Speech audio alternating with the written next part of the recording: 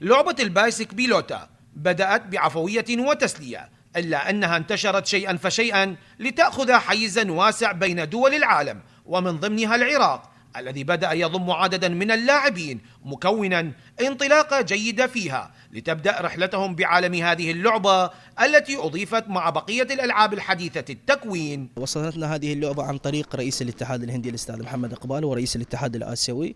وفق علاقاتنا الدولية قدرنا أنه نحتضن هذه الرياضة بعد الاطلاع عليها.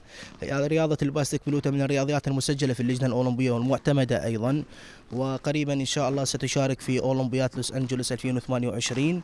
وهذه الرياضة بدأت تتسع في العراق وبدأ الإقبال عليها من الجانبين الذكر والأنثى، والحمد لله والشكر. لدينا قاعدة لا بأس بها اليوم في جانب الكرخ وفي جانب الرصافة وببقية المحافظات.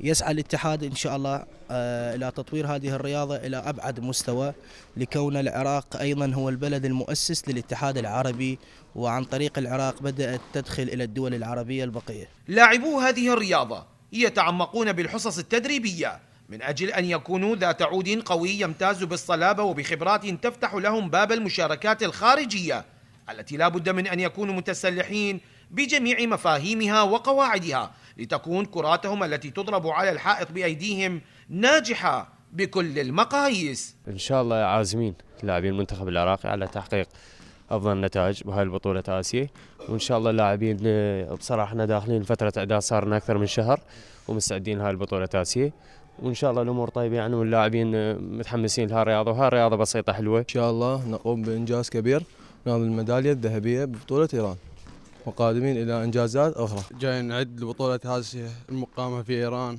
في العاصمة طهران، يعني تقريبا صار 25 يوم، ونشكر أعضاء الاتحاد ونشكر رئيس الاتحاد. سعي مستمر لا ينقطع ومثابرة عالية من قبل القائمين على البايسك منذ البدء ليحصدوا ثمرة النجاح بعملهم الذي لا بد من مراعاته بكل الأوقات لخلق لاعبين كفؤين ينالوا العلا. زيد غالب، العراقية الرياضية، بغداد.